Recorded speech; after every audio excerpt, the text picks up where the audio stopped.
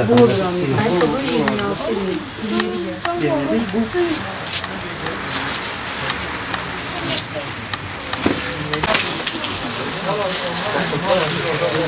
mı sen?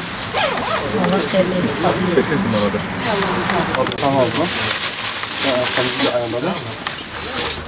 Burası.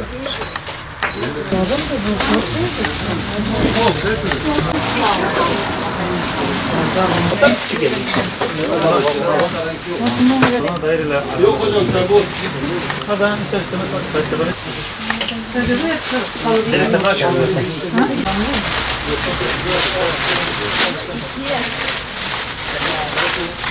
Gel et.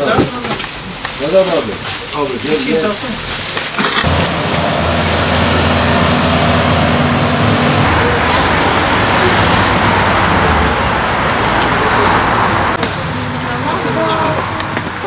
Yetimler Vakfı olarak Diyarbakır il ve ilçelerimizde binlerce yetim, öksüz ve kimsesiz çocuklarımıza bot-mont dağıtımlarımızı başlattık.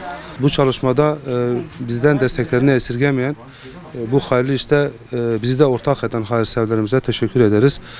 Allah onlardan razı olsun. İnşallah bu bot-mont dağıtımdan sonra da bizim bu yetim ailelerimiz üzerinde çalışmalarımız olacaktır.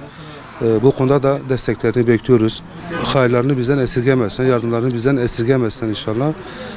İnşallah biz de onlarla yetim aileler arasında köprü olmaya devam edeceğiz.